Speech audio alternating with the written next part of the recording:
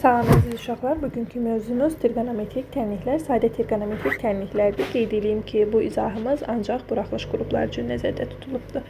Deməli, biz bura qədər trigonometriyanı keçdik. Trigonometrik funksiyalar, trigonometrik hasilin cəmin hasilə çevrilmə düsturları, toplama düsturları və s. İndi isə trigonometriyada trigonometrik, sadə trigonometrik tənliklər mövzusunu keçirik. Sadə trigonometrik tənliklər adından bəlli olduğu kimi trigonometriyanın ən sadə nümunələrindən biridir. Ən sadə trigonometrik tənliklər sinus x tənlikləridir. Sinus x bərabərdir a tənliyidir. Sonra digər tənliyimiz var. Kosinus x bərabərdir a tənliyi. Üçüncü tənliyimiz tangens x bərabərdir a tənliyi. Və nəhayət dördüncü tənliyimiz kotangens x bərabərdir a tənliyi. İndi isə gəlin bunların hər biri ilə ayrı-ayrılıqda tanış olaq. Deməli, ilk öncə baxırıq birinci sinus x bərabərdir a tənliyinə. Sinus x bərabərdir a tənliyində bizdə bilirik ki, sinusun təyin oblasti -1, -1 aralığındadır. Əgər a böyükdür 0 olarsa və yaxud da biz bunu bu şəkildə də yaza bilərik. A 0 və 1 arasında yerləşərsə. Bu zaman tənliyimizin həlli x bərabərdir -1-in üstündə k arc sinus a plus pi k olacaqdır. Burada k tam ədəddir. Yəni k daxildir z yazırıq. Məsələn, gəlin götürək belə bir tənliyimizi. Yazırıq sinus x bərabərdir 2-də 1 tənliyi. Və yaxud da ki 2 sinus x bərabərdir 1 hər bir formada verilə bilər. Burada 2-də 1 ədədi 0-dan böyük, 1-dən kiçik aralıq olduğuna görə və yaxud da elə 2-də 1-in 0-dan böyük olması bizim üçün kifayət ola bilir bəzi hallarda. Yazırıq ki, x bərabərdir -1-in üstündə k arc sinus arc sinus 2-də 1 plus pi k. Arc sinus 2-də 1 alır. Yazırıq -1-in üstündə k 30 dərəcədə, yəni pi bölək 6 plus pi k və k daxildir z. Bu olur bizim sinus x bərabərdir a tənliyimizin həlli. Yəni ki, a böyükdür 0 halı üçün. İndi isə gəlin sinus x bərabərdir a tənliyində a kiçikdir 0 halına baxaq. Artıq burada a -1-dən böyük, 0-dan kiçik olacaqdır. İndi isə bu zaman tənliyimizin həlli -1-in üzərində k plus 1 arc sinus a plus pi k olar. Və k daxildir z olacaqdır. Bu isə bizim sinus x bərabərdir -a tənliyimizin həllidir. Məsələn, bizə belə bir tənlik verə bilər. Sinus x bərabərdir -, kök altında 3 bölünsün 2 tənliyi. Burada gördüyümüz kimi -, kök altında 3 bölünsün 2 -1-dən böyük, 0-dan isə kiçik bir ədəddir. Yəni bu zaman artıq mən sinus x bərabərdir a-nın mənfi qiymətlərinə baxacağım. Yəni tənliyimizin həlli olacaq. X bərabərdir -1-in üzərində k plus 1 arc sinus kök altında 3 bölünsün 2 plus pi k. Buradakı mənfini artıq burada istifadə elədim deyə burada bir daha mənfi yazmamıza ehtiyac olmayacaqdır. Burada da olur ki, x bərabərdir -1-in üzərində k plus 1 arc sinus kök altında 3 bölək 2 olur 60 dərəcədə. Yəni pi bölək 3 plus pi k və yazırıq ki, k daxildir z-ə. K tam ədəddir. Bu bizim sinus x tənliyimizin həlli olacaqdır. Sinus x tənliyimizdən bu qədər. İndi isə gəlirik kosinus x bərabərdir a tənliyimizin həlli. Bu isə bizim sinus x bərabərdir a tənliyimizdə a-nın mənfi halı üçün olan hallardır. Yəni sinusun həlləri ilə işimizi bitirdik. İndi keçirik kosinus x tənliyinə. Kosinus x bərabərdir a tənliyində. Yenə də burada bütün hallarda a-nın 0-dan və 1-dən böyük, 0 və 1 aralığında yerləşməsinə baxacaq və -1 ilə 0 arasında. Kosinus x bərabərdir a. Əgər a müsbət ədəd olarsa, tənliyimizin həlli x bərabərdir plus minus arc kosinus a plus 2 pi k olacaqdır və k daxildir z olur. Bu mənim kosinus x bərabərdir a tənliyimin həllidir. Məsələn, bizə verilə bilər ki, 2 kosinus x bərabərdir 1. Mən birdən birinci kosinus x bərabərdir.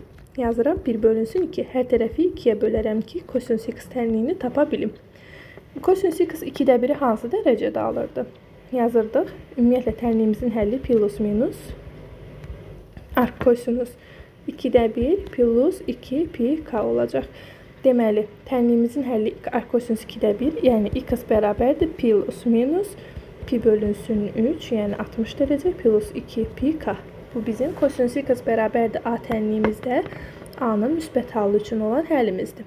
İndi isə gəlin kosinus x bərabərdir a tənliyində a-nın mənfi halına baxaq.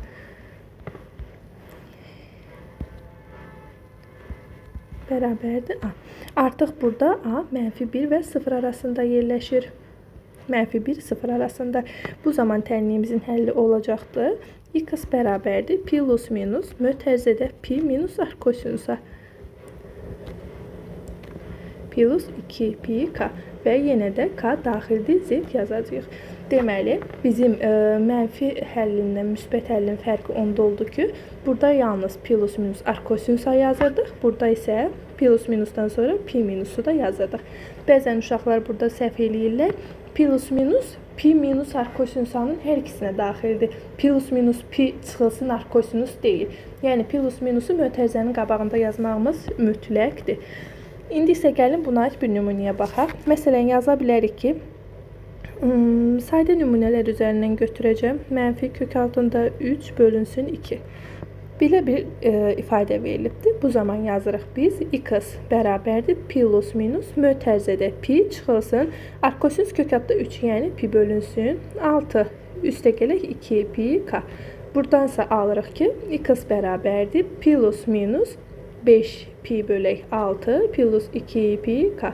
Bu isə mənim kosinus x bərabərdir mənfi kök altında 3 bölək 2 tənliyimin həlli olacaqdır. Yəni, biz artıq kosinus x bərabərdir mənfi a tənliyinin də həllini öyrənmiş olduq. İndi isə keçirik növbəti tənliyimizə. Səhv eləmirəmsə 5-ci olmalıydı. Tangens x bərabərdir a tənliyinə. Tangens x bərabərdir a tənliyində biz bilirdik ki, burada artıq tangens x-in təyin olunduğu aralıq mənfi müsbət sonsuzluqdur. Biz artıq burada a-nın böyükdür 0 və a-nın kiçikdir 0 şərtlərini yalnız təklikdə götürməkdən kifayətlənirik. Əgər tangens x bərabərdir a tənliyində a böyükdür 0-dırsa, x bərabərdir arc tangens a plus pi k olacaqdır. Bir də qeyd eləmək istəyirəm ki, fikir verdinizsə əgər, yalnız kosinus x tənliyində 2 pi k var. Digər heç bir tənliklərdə 2 pi k yoxdur. Bunu da necə öz beynimizdə qura bilərik? Məsələn, deyə bilərik ki, kosinus cüt funksiya olduğuna görə onun ikisi var. Cüt ədədlər 2-dən tanınır. Yalnız onun o tənliyin həllində 2 pi k var. Digər yerdə qalan hamısında yalnız pi k görəcəyik. Aha, tangens x bərabərdir a tənliyində də x bərabərdir arc tangens a plus pi k oldu. Məsələn, bizə verilsə əgər tangens x bərabərdir kök altında 3 tənliyini həll edin deyə, bu zaman yazırıq, x bərabərdir, tangens kök altında 3'ü alır 30 dərəcədir. 30 dərəcədə, üzr istəyirəm, pi bölünsün 6 plus pi k olacaqdır. Bu isə olur mənim tangens x bərabərdir a tənliyimdə a-nın 0-dan böyük halı üçün həllimiz. İndi isə gəlin tangens x bərabərdir a tənliyində 6-cı olacaq bu, a-nın 0-dan kiçik halına baxaq. A-nın 0-dan kiçik halına baxaq. Əgər a 0-dan kiçik olarsa, onda olur tənliyimizin həlli x bərabərdir mənfi arc tangens. Burada artıq modulda a olacaqdır. Plus pi k. İndi gəlin buna aid bir nümunəyə baxaq və misal bizim üçün daha aydın olsun. Məsələn, ən sadə nümunə tangens x bərabərdir mənfi bir tənliyi verilibdir bizə. Biz bunu yazmaq üçün yazırıq x bərabərdir mənfi arc tangens 1 plus pi k-ya. Baxın, burada mənfi 1'dir, amma mən burada müsbət yazdım. Nə üçün? Çünki burada olmalıydı modulda mənfi 1. Moduldan mənfi 1-dən isə biz demişdik moduldan mənfi çıxa bilməz. Ona görə mən elə bunun yerinə birbaşa müsbət 1 yazdım. Alıram. X bərabərdir mənfi arc tangens 1'i 45'də alır. Pi bölək 4 plus pi k. Bu isə mənim tangens x bərabərdir a tənliyimin a-nın 0-dan kiçik halı üçün həlli oldu. Ümid edirəm ki, bura qədər hər şey aydındır. İndi isə keçirik kotangens x bərabərdir a tənliyinə. 6, 7-ci olacaqdır. Kotangens x bərabərdir a tənliyinin həllinə. Burada da yine A böyükdür 0 şərtinə və A kiçikdir 0 şərtinə baxmamız kifayət olacaq. X bərabərdir.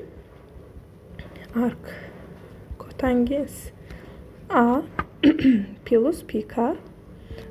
Bu mənim A böyükdür 0 halım üçün tənliyimizin həlli olacaqdır. Məsələn, gəlin bir dənə nümunəyə baxaq. Kotangens x bərabərdir verilib bizə. Kök altında 3 bölək 3 və ya da 1 bölək kök altında 3 eyni şeylərdir. Bu zaman tənliyimizin həlli olur. X bərabərdir arc kotangens kök altında 3 bölək 3 plus pi k. Yəni ki, x bərabərdir. Arc kotangens kök altında 3 bölək 3'ü harda alırdı? 60 dərəcədə. 1 bölək 3 plus pi k olacaq. Bu bizim kotangens x bərabərdir A tənliyimizin A-nın 0-dan böyük hallı üçün həlli. İndi isə gəlin kotangens x bərabərdir A tənliyinin. Kotangens x bərabərdir A tənliyində A-nın 0-dan kiçik halı üçün həllinə baxaq. A kiçikdir 0 həlli üçün. Deməli, kotangens x bərabərdir A tənliyində. Əgər A 0-dan kiçikdirsə, bu zaman tənliyimizin həlli x bərabərdir pi çıxılsın. Arc kotangens A plus pi k olacaqdır. Gəlin də buna aid bir dənə nümunələrə baxaq. 1 bölək kök altında 3 yazıram bu dəfə eyni şeylərdir. Tənliyimizin həlli olur onda. X bərabərdir pi çıxılsın. Arc kotangens 1 bölünsün kök altında 3 plus pi k. Burada da olur. X bərabərdir pi çıxılsın. Arc kotangens 1 bölünsün kök altında 3'ü 30 dərəcədə alır. Yəni pi bölək 6 plus pi k olacaqdır. Bu da olur. X bərabərdir 5 pi bölək 6 plus pi k.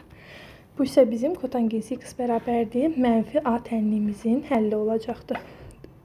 Tənliklərin həlli bunlarla yekunlaşmır. Bəzi tənliklər var ki, onlar bu həllərə tabi olmurlar. Məsələn, gəlin baxaq. Biz bunlara xüsusi hallar deyirik.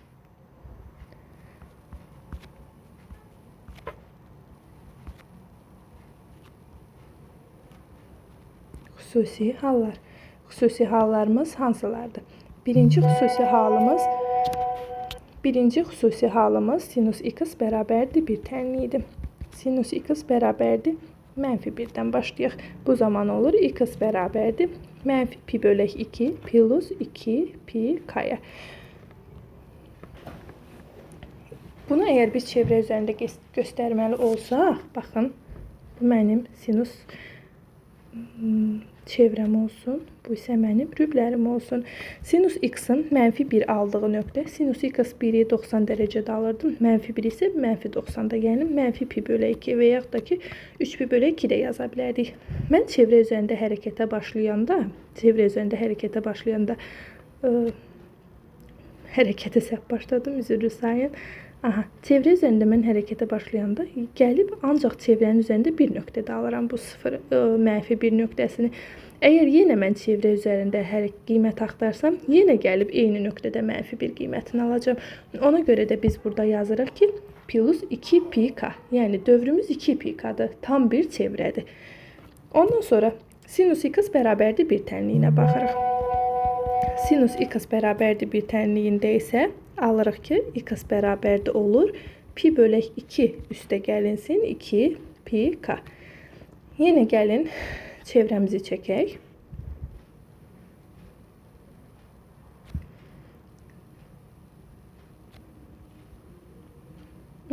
Sinus x 1'i alır 90 dərəcədə. Yenə eyni şeyi yazıram. Mən çevrə üzərində sinusun bir qiymət aldığı hissələri tapsam, tapa bilmirəm. Yenə gəlib 90 dərəcədə dayanıram. Yenə başlayıram çevrə üzərində sinusun bir qiymət aldığı nöqtəni axtarmağa. Yenə gəlib 90 dərəcədə dayanıram. Deməli, çevrənin üzərində yalnız bir nöqtədə bir qiymətini alır. O da 90 dərəcədir. Ona görə bizim dövrümüz burada 2 pi k olur. Və sinus x bərabərdir 0 tənliyinə baxırıq. Sinus x bərabərdir 0. Sinus çevrə üzərində 0 alır harda?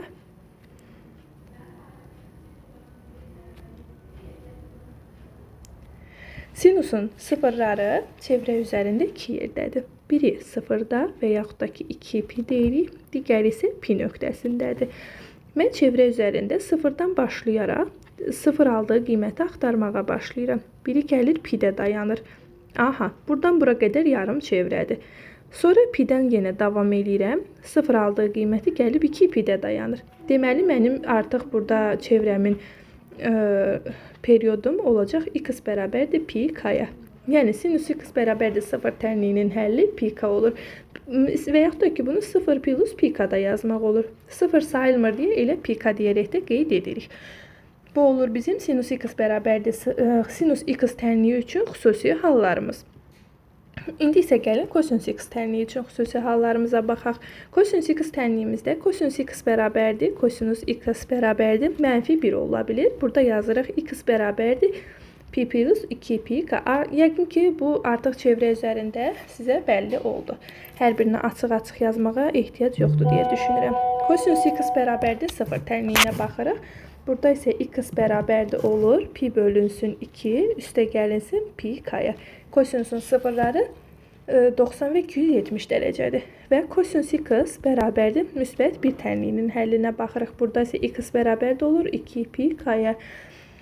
Və yaxud da dediyim kimi 0 plus 2 pi k da ola bilər burada. 0 plus 2 pi k. Aha. Deməli, kosinus x bərabərdir 1 tənliyində x bərabərdir 2 pi k oldu. Siz bunu 0 plus 2 pi k şəklində də yaza bilərsiniz. Cavabı eyni şey olacaqdır sonuç olaraq. Belə, trigonometrik funksiyaların, trigonometrik tənliklərin xüsusi halları bu qədər idi. Amma sizin burada bilməli olduğunuz bir neçə əlavə düsturlar var ki, bunları mütləq ki, trigonometrik tənliklərdə istifadə edəcəksiniz. Bunlara dərəcəni aşağı salma düsturlar deyirik. Məsələn, sizə verilsək əgər hər hansısa bir ifadədə sinus kvadratı alfa və yaxud da ki, x, biz bunun yerinə 1 çıxılsın kosinus 2x bölünsün 2 yaza bilərik. Və yaxud da verilə bilər kosinus kvadratı x, biz bunun yerinə 1 plus kosinus 2x bölək 2 yaza bilərik. Baxın, diqqətli olsanız görərsiniz ki, hər ikisində sinus kvadratında da, kosinus kvadratında da kosinus x iştirak edir. Bir dənə fərqimiz, əsas fərqimiz ondadır ki, sinus kvadratında aradakı işarəmiz çıxma olur, kosinus kvadratında isə aradakı işarəmiz toplama olacaqdır. Və yaxud da bizdə sinus 2 alfanın və yaxud da kosinus 2 alfanın tangens və ya kotangeslə ifadəli cavablarını, düsturlara lazım olacaqdır. Məsələn, sinus 2x bərabərdir 2 tangens x bölünsün 1 plus tangens kvadratı x. Bu düsturumuz və yaxud da ki, kosinus 2x bərabərdir 1 çıxılsın. Kosinus 2x bərabərdir 1 çıxılsın.